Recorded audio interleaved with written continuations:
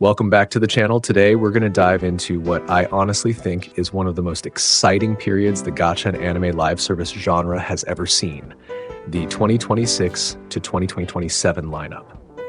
If you think this year is only about a handful of big releases, the truth is the real competition is only just beginning.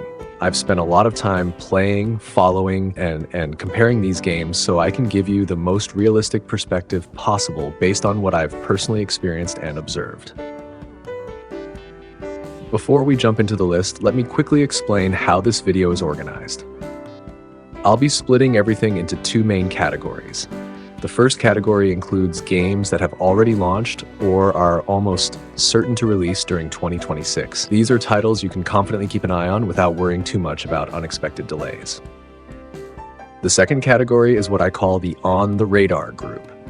These are some of the hottest and most anticipated upcoming games right now, but as of this video, I haven't seen any officially confirmed release dates.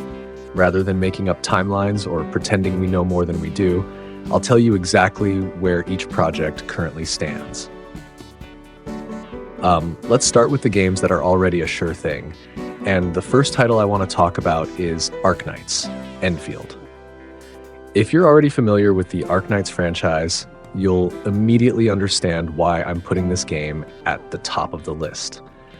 It's a real-time 3D RPG with strategic gameplay elements, and the thing that impressed me the most while watching its gameplay was just how carefully crafted the world feels. The combat also has genuine depth instead of simply being about mashing buttons.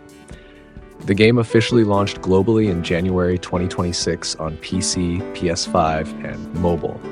So this is no longer something we're speculating about. It's a game you can jump into and play right now. With the strength of the Arknights brand behind it and an undeniably high production value, I think it has a solid future ahead of it. While there have been quite a few complaints from the community recently, I still believe it's a title that's well worth checking out. Next up is Neverness to Everness, or simply NTE. If you've heard people describe a game as an anime GTA or an urban open world gacha, then NTE is probably the first title that comes to mind. The game officially launched on April 29th, 2026 across PC, Android, iOS, PS5, and Mac, with full cross-platform support. You step into the world of Heathero as an anomaly hunter, investigating supernatural phenomena scattered throughout the city. What really makes NTE stand out to me is the way it brings urban life to life. From freely exploring the city and encountering random anomaly events, to its impressive visuals powered by Unreal Engine 5, DLSS, and ray tracing, the game creates an experience that feels much more immersive than a typical gacha title. Beyond combat, it also features extensive vehicle customization and player housing, making the world feel alive in a way that most traditional gacha games, which focus almost entirely on combat and character banners, simply don't. The third title in the sure thing category is The 7 Deadly Sins: Origin. This is a free-to-play open-world RPG based on one of the biggest anime franchises out there, and it's now officially available across PS5, Steam, PC, and mobile. The game launched back in March, so if you still haven't tried it yet, I definitely recommend giving it a shot. Personally, I found it incredibly engaging, and there are already plenty of players actively enjoying the game. You'll also find countless guides and tutorials on YouTube, so even if you're just starting out, you won't have to worry about feeling lost or overwhelmed by the gameplay systems. One of the biggest strengths of the 7 Deadly Sins Origin is that it doesn't just appeal to gacha fans. Thanks to the popularity of the anime, it also attracts a massive audience of anime fans in general. It's a franchise that's been around for years and remains instantly recognizable to viewers across multiple generations.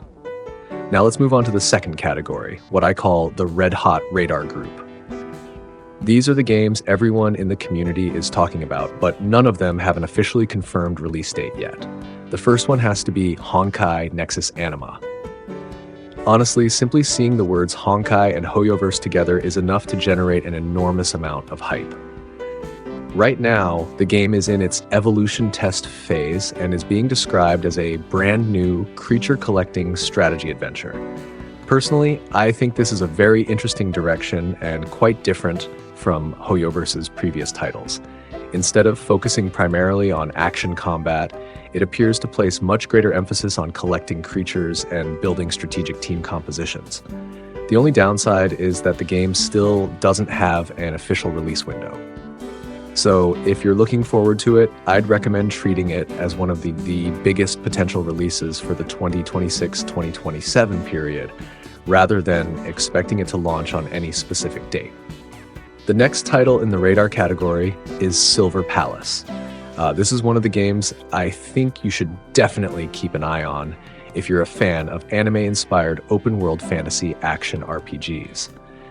The game's official channels have been actively releasing gameplay showcases and beta trailers, and one of the most recent beta videos has already attracted an impressive number of views, showing that there's genuine curiosity and excitement surrounding the project.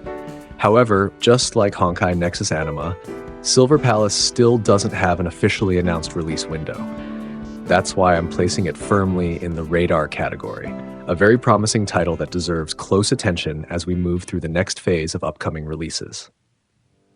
The final title in the radar category is Azur Promilia. If you're a fan of beautiful fantasy worlds combined with creature companionship mechanics, then Azur Promilia is definitely a game you should keep an eye on. The community surrounding the game has been growing steadily, and its visual style stands out with a vibrant fantasy aesthetic that's completely different from the sci-fi or urban settings of games like Arknights, Endfield, or Neverness to Everness. When you compare them side by side, the contrast is immediately obvious. One offers a futuristic, high-tech modern city, while the other immerses you in a colorful fantasy world filled with magical creatures. Like the other titles in this category, Azur Promilia still doesn't have an officially confirmed global release date. So for now, I'd recommend treating it as one of the most anticipated upcoming games while waiting for more concrete information. That said, the developers have stated that the game is planned for release in South Korea during 2026, which means if everything stays on schedule, we only have about 5 more months to wait.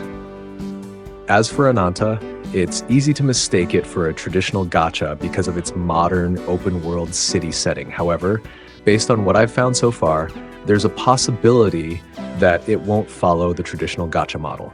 Instead, its monetization may focus more on cosmetics and housing customization rather than characters or weapons. So if you're looking for a classic gacha experience, you may want to keep that in mind before setting your expectations. Close quote, open quote.